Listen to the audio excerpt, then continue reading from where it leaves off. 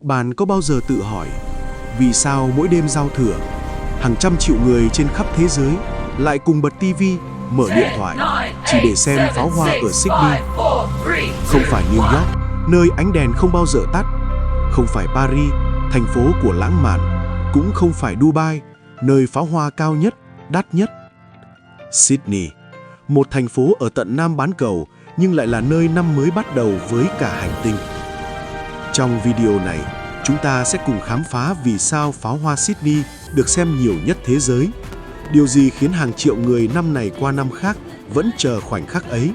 Và tại sao đây không chỉ là pháo hoa mà là một cảm xúc toàn cầu? Nếu bạn từng xem pháo hoa Sydney hoặc chỉ mới thấy nó qua màn hình, video này sẽ giúp bạn hiểu vì sao ánh sáng ấy lại khiến người ta không thể rời mắt. Mỗi năm, khi Sydney bắn pháo hoa, cả thế giới dừng lại để xem. Hàng trăm triệu người ở những múi giờ khác nhau, trên những châu lục khác nhau, cùng nhìn về một bầu trời duy nhất. Không phải New York,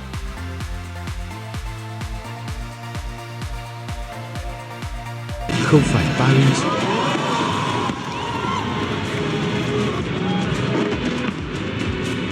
không phải Dubai, nơi có tiền và công nghệ.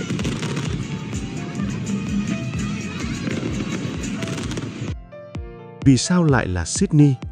Điều gì khiến một thành phố ở Nam bán cầu trở thành khoảnh khắc mở màn năm mới của cả hành tinh? Lợi thế đi trước thời gian. Lý do đầu tiên rất đơn giản nhưng cực kỳ quyền lực. Sydney là một trong những thành phố lớn đón năm mới sớm nhất. Khi Sydney bắn pháo hoa, Mỹ vẫn là buổi sáng, châu Âu còn đang chiều, Á Châu vừa bước vào buổi tối. Nghĩa là gì? Cả thế giới đều đang online. Sydney không chỉ đón năm mới cho riêng mình, Sydney trở thành hình ảnh đầu tiên của năm mới, biểu tượng cho sự khởi đầu và nút play cho cả hành tinh.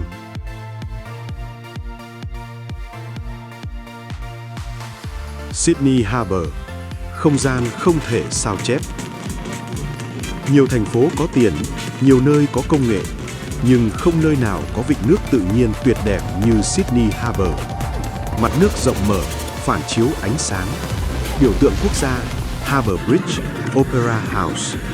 Pháo hoa ở Sydney không chỉ nổ trên trời, chúng phản chiếu xuống nước, nhân đôi cảm xúc người xem. Sydney kể chuyện bằng pháo hoa. Bạn thấy nhiều thành phố khoe pháo hoa. Dubai cao nhất, Las Vegas rực rỡ nhất, Tokyo dài nhất. Nhưng Sydney không khoe theo kiểu đó. Mỗi màn pháo hoa là một câu chuyện ánh sáng dẫn dắt cảm xúc người xem. Mở đầu nhẹ nhàng, tia pháo vàng chậm rãi khởi động thị giác. Cao trào, pháo hoa đồng bộ nhạc, màu sắc rực rỡ, nhịp tăng dần.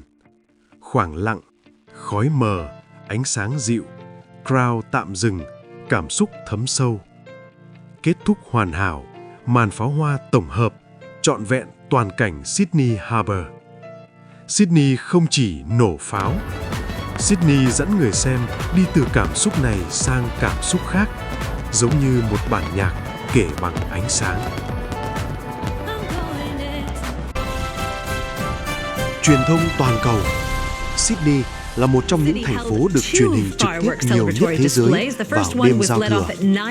CNN, BBC, The crowd favoured that spectacular waterfall feature off the Sydney Harbour Bridge, and organisers say there'll be a record 40,000 Indians. Lặp lại nhiều năm khiến nó khắc sâu trong tiềm thức của mọi người. 10 địa điểm xem pháo hoa. Không phải ai xem pháo hoa cũng trải nghiệm giống nhau. Chỉ cần đứng ở một địa điểm khác, cảm xúc đã khác hoàn toàn. 10 địa điểm. 1. Circular Quay, đông, náo nhiệt, view trung tâm. 2. Opera House Forecourt, trang trọng, biểu tượng Sydney. 3. Mrs. McCrory's Chair, lãng mạn, điện ảnh. 4. Royal Botanic Garden, thư giãn, gia đình. 5. The Rocks, cổ kính, nghệ thuật.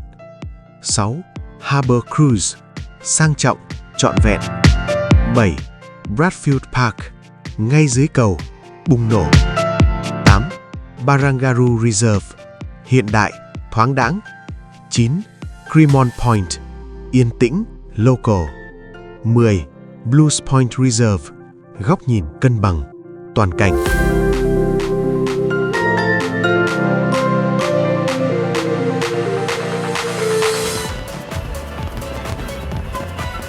Cộng đồng nhập cư và cảm xúc. Sydney không chỉ là thành phố của người Úc, nó là nơi của du học sinh, người nhập cư, người xa xứ. Với họ, pháo hoa không chỉ là giải trí, mà là hy vọng, khởi đầu, một lời nhắc, mình đã đi được đến đây.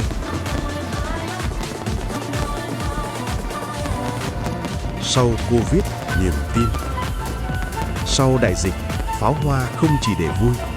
Người ta xem để tin rằng thế giới vẫn ổn, tin rằng tụ họp vẫn có thể, tin rằng tương lai vẫn còn.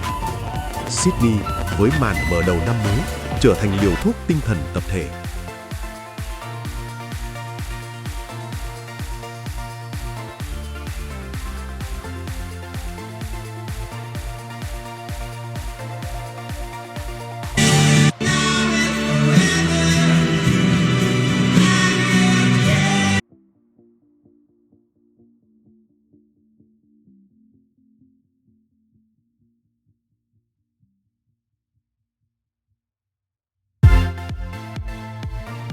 Đều camera không quay được.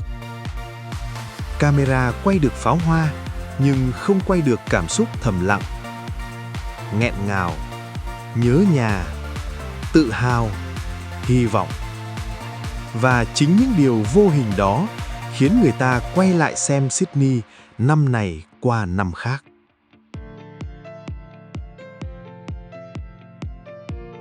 Kết luận: Sydney không có pháo hoa lớn nhất, không đắt nhất, không công nghệ nhất. Nhưng Sydney có thời điểm, không gian, câu chuyện và cảm xúc toàn cầu. Khi Sydney bắn pháo hoa, cả thế giới dừng lại để xem.